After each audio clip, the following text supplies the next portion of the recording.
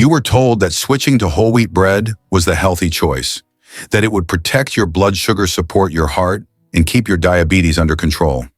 But what if that advice is quietly doing the opposite, and no one ever warned you? Here's what most people never hear. Within 40 minutes of eating a typical slice of bread, even the healthy kind blood sugar can surge past 200. Not instantly, not dramatically, but just enough day after day to quietly strain your kidneys, blur your vision, and damage your nerves long before symptoms feel serious. This isn't about ignoring medical advice, and it's not about blaming doctors. It's about the fact that standard guidelines rarely talk about glycemic load in real life, or what happens when the same breakfast is repeated every morning for years. That's why so many people do everything right, take their medication, avoid sugar, choose whole grains, yet their A1C refuses to drop, and their diabetes keeps progressing anyway. The real problem isn't willpower, it isn't age, and it isn't that you're failing at diabetes management. The real problem is an invisible trigger hiding in plain sight, one that feels normal, looks harmless, and has been part of your routine for decades. And once you see it clearly, you can't unsee it, because fixing this doesn't require giving up bread forever. It requires understanding which breads quietly push your blood sugar into danger, and which alternatives can keep it stable without leaving you feeling deprived. That distinction is what changes everything. The moment you switch from white bread to whole wheat, you feel like you've made a smart move. It looks darker, it sounds healthier, and it's been marketed for decades as the safe choice for blood sugar. But this is where the misunderstanding begins, because what whole wheat bread looks like and what it does inside your body are two very different things. From a metabolic perspective, whole wheat bread still behaves like a rapid digesting starch. The outer bran doesn't change the core structure of the flour, which means enzymes in your gut break it down quickly into glucose. That glucose enters your bloodstream fast, often faster than your insulin response can keep up with, especially if you've had diabetes for more than a few years. Here's the part that rarely gets discussed. Even when blood sugar spikes don't feel dramatic, they still matter. A rise to 180 or 200 doesn't always cause symptoms right away, but repeated daily exposure quietly stresses your kidneys, your blood vessels, and your nerves. Over time, that stress becomes inflammation, and inflammation becomes damage. This is why complications often appear before people realize anything is wrong. You might recognize this pattern. You follow your plan, you avoid sugar, you take your medication, and yet your A1C barely moves. It hovers at 7.5, maybe 7.8, sometimes higher, and no one can quite explain why. The answer isn't that the medication failed, it's that the medication is being asked to fight the same glycemic hit every single morning. Clinical data consistently shows that foods with a glycemic index near 70, where whole wheat bread sits, can drive post-meal glucose high enough to blunt A1C improvement, even with proper treatment. And because this happens early in the day, it sets the tone for the next 10 to 12 hours of blood sugar regulation. Once that first spike hits, insulin stays elevated longer, fat burning shuts down cravings, increase in glucose control becomes harder with every meal that follows. What makes this especially dangerous is how normal it feels. Bread doesn't feel like dessert. It doesn't taste sweet. It feels responsible. That false sense of safety is what keeps people trapped in the same loop for years, doing what they were told, while their metabolic health slowly erodes underneath. This isn't about blame. It's about outdated assumptions. Nutrition science has moved forward, but eating habits haven't caught up. And once you understand that bread isn't just carbs, but a glucose delivery system, the entire conversation changes. The good news is that this problem isn't permanent. You don't have to give up bread forever, and you don't have to live in constant restriction. What actually matters is structure, how fast carbohydrates convert to glucose, what slows absorption, and what keeps insulin demand low after a meal. And that's where the shift happens. Because when you replace high glycemic bread with options built around protein, healthy fats, fiber, and minerals, blood sugar stops swinging wildly. Hunger calms down, energy stabilizes, and for many people, A1C finally starts to move in the right direction without adding more medication. And the first alternative that does this better than almost anything else is one most people have never considered: pumpkin seed bread, where the main ingredient doesn't spike glucose at all. Once you understand why healthy bread keeps sabotaging blood sugar, the next question becomes unavoidable: what actually works instead? This is where most advice falls apart because it either pushes extreme restriction or replaces bread with products that don't satisfy you. Pumpkin seed bread is different because it doesn't try to imitate bread using sugar and starch. It changes the foundation entirely. Pumpkin seed bread works because the main ingredient isn't flour at all. It's seeds. And seeds behave very differently in the body.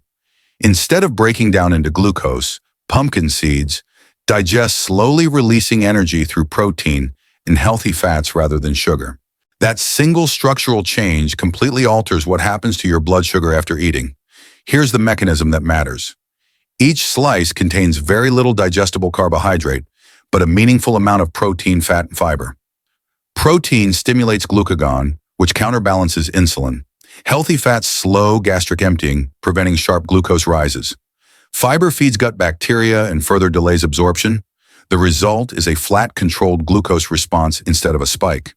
The silent danger with regular bread is repeated glucose surges that don't always feel dramatic, but accumulate damage over time. With pumpkin seed bread, that damage pathway is largely removed. Blood sugar stays lower, insulin demand drops, and the metabolic stress on kidneys and blood vessels decreases day by day. This is why many people notice changes not just in glucose numbers, but in energy levels, cravings, and mental clarity. You can often see it in how people describe the experience. Instead of feeling hungry again an hour later, they stay full. Instead of mid-morning fatigue, they feel steady. And instead of dreading post-meal glucose checks, they stop bracing for bad news. Clinical research helps explain why. In studies where people with diabetes consume pumpkin seeds, daily fasting blood glucose dropped by double-digit percentages, insulin resistance markers improved, and A1C declined without medication changes. These effects aren't magic. They're the predictable outcome of removing a high glycemic trigger and replacing it with a nutrient-dense food that the body can process calmly. The mineral profile adds another layer of benefit. Pumpkin seeds are rich in magnesium, a mineral that more than half of people with diabetes are deficient in. Magnesium plays a direct role in insulin sensitivity, nerve function, and muscle relaxation. Zinc supports immune function and wound healing, both commonly impaired in diabetes. These aren't bonus nutrients. They're part of why this bread feels different in the body. From a practical standpoint, pumpkin seed bread also solves a psychological problem. It looks like bread. It slices like bread. It toasts well. That familiarity matters because long-term glucose control isn't built on willpower alone. It's built on habits you can sustain without feeling deprived. Portion control still matters. Eating 1 or 2 slices works because the calorie density is higher, even though the carb load is low. Going far beyond that can slow digestion too much or push calories higher than intended. And because pumpkin seeds are high in fats, freshness and storage are important to avoid oxidation. These are manageable considerations, not deal breakers. Safety-wise, moderation is key, especially for anyone with seed allergies or specific dietary restrictions. Balanced intake alongside omega-3 sources helps keep inflammation in check. When used correctly, pumpkin seed bread becomes a tool, not a risk. What makes this option powerful is that it doesn't fight your biology, it works with it. Blood sugar stays stable, not because you're forcing control, but because there's nothing there to spike it in the first place. But what if you want something even lighter, almost carb-free that still feels like real bread? That's where the next option completely changes expectations. If pumpkin seed bread works by replacing flour with fat and minerals cloud, bread takes the idea even further. It removes flour entirely. No grains, no starch base, almost no carbohydrate at all.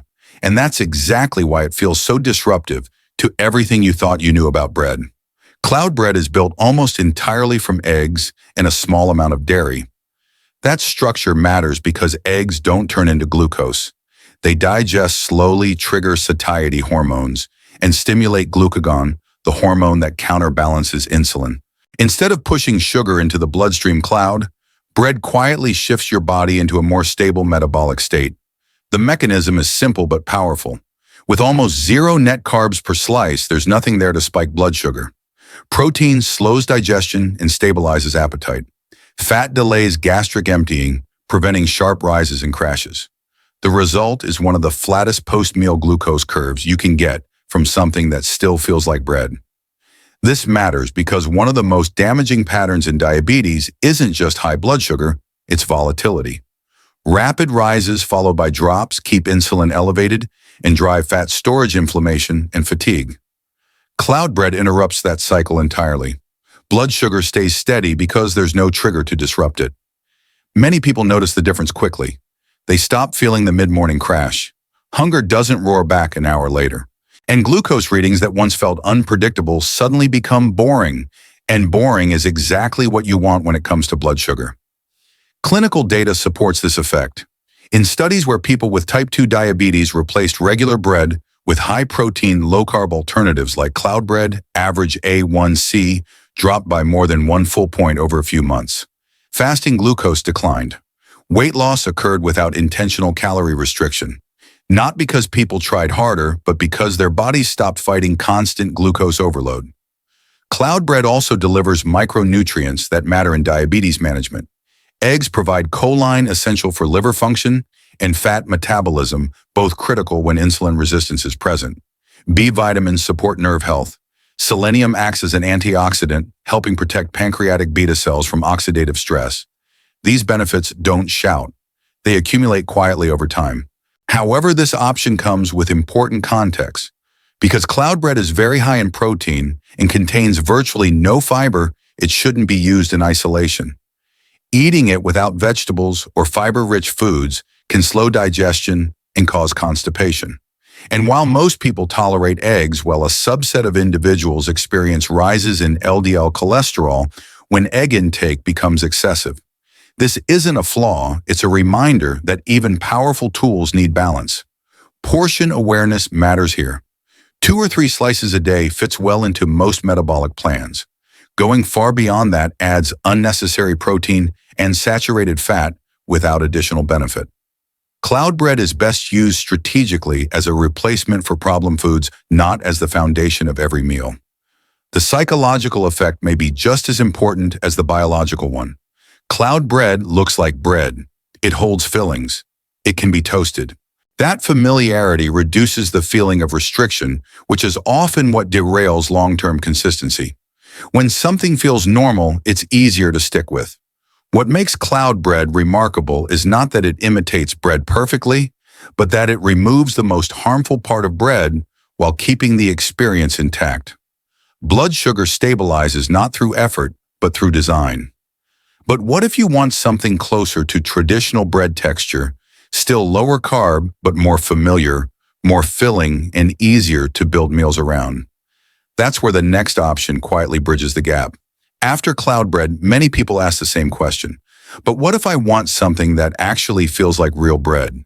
Something denser, more filling, something you can build a proper sandwich around.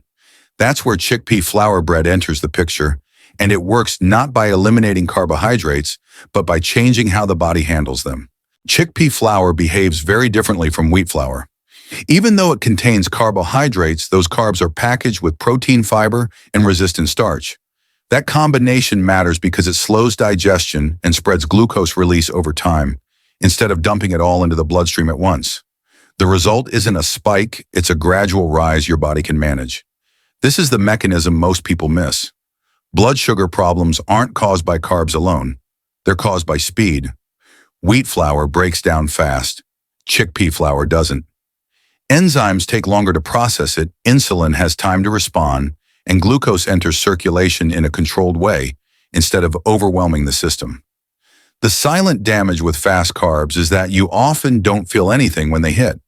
You eat, you move on, and the glucose surge happens quietly in the background. Over months and years, those repeated surges contribute to insulin resistance, vascular stress, and rising A1C. Chickpea flour interrupts that pattern by reducing the height and speed of the rise. People often notice practical changes first. Hunger doesn't rebound as quickly. Cravings soften. Energy lasts longer through the morning. Instead of feeling pulled towards snacks, meals start to feel complete. That's not willpower, it's physiology responding to slower glucose delivery. Scientific data supports this. In controlled trials comparing chickpea-based bread to white bread, Post-meal blood sugar rises were roughly 30% lower. Insulin response dropped significantly as well, meaning the pancreas wasn't forced into overdrive. Participants also reported higher satiety for several hours after eating, a critical factor for long-term glucose control. Chickpea flour brings additional metabolic benefits that typical bread lacks. Its resistant starch feeds beneficial gut bacteria, which play a role in insulin sensitivity and inflammation control. Emerging research shows that improving gut microbiome balance can enhance glucose regulation by double-digit percentages over time. That's not an overnight fix, it's a quiet compounding advantage. There's also a micronutrient angle. Chickpeas provide magnesium, folate, and iron nutrients commonly low in people with diabetes. Magnesium supports insulin signaling. Folate supports cardiovascular health. Iron helps prevent fatigue that often accompanies long-term metabolic stress. Again, these benefits don't create dramatic sensations, but they add resilience where diabetes tends to erode it. That said, chickpea flour bread isn't a free-for-all, because it still contains carbohydrates. Portion size matters. 2 or 3 slices can fit well into a balanced meal with protein and fat. Going beyond that can push carb intake high enough to affect sensitive individuals. This isn't a flaw, it's a reminder that structure matters more than labels. Digestive comfort is another consideration. Chickpeas contain oligosaccharides that some people don't digest easily, leading to gas or bloating when intake is excessive. Starting with smaller portions allows the gut to adapt. And for individuals with legume allergies or gout, chickpea flour may not be appropriate at all. Safety always comes before enthusiasm. What makes chickpea flour bread valuable is its balance. It doesn't ask you to abandon familiar textures. It doesn't rely on extreme restriction. It simply slows the metabolic process enough for your body to regain control. In that sense, it acts like a bridge, moving you away from high glycemic bread without pushing you into unsustainable extremes. For many people, this is the option that feels most normal, and normal matters. Consistency beats perfection every time. When a food fits naturally into daily life, glucose control stops feeling like a constant battle. But what if bread could come from vegetables instead, even lower in carbs, naturally moist and still deeply satisfying? That's where the final option quietly surprises most people. After chickpea flour bread, the conversation naturally shifts again. Because even when carbs are slowed down, there's still carbs. And that raises an important question many people quietly wonder, but rarely ask out loud. What if bread didn't need grains at all? That's where zucchini bread changes the entire frame. This isn't bread made despite vegetables. It's bread built around them. And when done correctly, it delivers the satisfaction of bread without placing real stress on blood sugar. The mechanism is fundamentally different. Zucchini is mostly water and fiber, with very few digestible carbohydrates. When combined with low-carb flours, like almond or coconut flour, the structure of the bread shifts away from starch entirely. Instead of glucose being the primary fuel, digestion relies on fats, fiber, and protein nutrients that release energy slowly and predictably. This matters because the silent danger of traditional bread isn't just spikes, it's repetition. Repeated exposure to fast glucose, even at moderate levels, compounds metabolic damage over time. Zucchini bread removes that trigger almost entirely. Blood sugar rises are smaller, slower, and easier for insulin to manage, especially in people who already have impaired insulin response. Many people notice the change not on a glucose meter first, but in how they feel. There's less heaviness after eating, less urgency to snack, fewer energy crashes. Meals feel calming instead of activating. That's a sign the nervous system and metabolism aren't being stressed in the same way. From a nutritional standpoint, zucchini adds benefits that grain-based breads simply can't offer. It provides vitamin C to support immune and vascular health, potassium to help regulate blood pressure, and carotenoids like lutein and zeaxanthin, which are particularly important for eye protection and diabetes. These nutrients don't just support numbers on a chart, they protect tissues most vulnerable to long-term glucose damage. Scientific research on zucchini, specifically in humans, is still emerging, but studies on low glycemic, fiber-rich, vegetable-based diets consistently show improved insulin sensitivity and better post-meal glucose control. And when vegetables replace refined starches, inflammatory markers tend to decrease over time. This isn't a short-term hack, it's a long-term protective shift. There's also a practical reason zucchini bread works so well. Moisture. Because zucchini holds water, the bread stays soft and satisfying without needing added sugar or excessive fat. That moisture helps with satiety and mouthfeel, which reduces the urge to overeat. When food feels satisfying, portion control becomes natural instead of forced. That said, this option still requires care. Almond flour is calorie-dense, and coconut flour absorbs liquid aggressively. Portion size matters not because of sugar, but because of total energy intake. 1 or 2 slices fit well into a balanced meal. 4 or 5 slices eaten mindlessly can add up quickly even if blood sugar remains stable. Digestive tolerance is another factor. Some people experience bloating when consuming large amounts of almond flour. Starting slowly allows the digestive system to adapt, and anyone with nut allergies needs alternative flours. As with every option, zucchini bread is a tool, not a free pass. What makes zucchini bread powerful is how quiet it is. There's no dramatic spike, no crash, no obvious reaction, and that's exactly the point. The absence of chaos is what gives the body space to heal, stabilize, and regain sensitivity to insulin over time. By the time people reach this option, something important has shifted. Bread no longer feels like an enemy or a temptation. It becomes a strategic choice, and that psychological relief is just as valuable as the metabolic benefit. Zucchini bread represents the furthest evolution away from traditional bread, not by restriction, but by redesign. It proves that satisfaction doesn't require sugar and comfort doesn't require glucose overload. Now that you've seen 4 very different ways to remove bread as a blood sugar trigger, the real question becomes which one fits your body and how to use them safely without creating new problems. At this point, you don't need to overhaul your entire life to protect your blood sugar. You already have something more powerful than motivation. You have clarity. You've seen that small changes, especially at breakfast, can quietly shift glucose patterns that medications alone often can't fix. And the most important step isn't perfection. It's choosing one better option and starting there. Pick one bread alternative. Try it this week. Pay attention to how you feel afterward, not just the numbers, but your energy, your hunger, your confidence around food. When blood sugar stays calmer, everything else becomes easier to manage. That's when consistency replaces struggle and control stops feeling fragile. If this video helped you see your daily routine differently, do yourself a favor and save it. Come back to it when habits slip because they always do. And if caring for your blood sugar, your long-term health, and your independence matters to you, subscribe to the channel. New research is constantly emerging, and staying informed is one of the strongest forms of self-care you have. Most importantly, remember this: you're not behind, you're not broken, and you're not failing. You're learning how your body actually works. And when you work with it instead of against it, better outcomes aren't just possible, they're predictable. Let me know in the comments which option you're starting with, and if you found this helpful, share it with someone who needs it too. Small steps taken today can protect your health for years to come.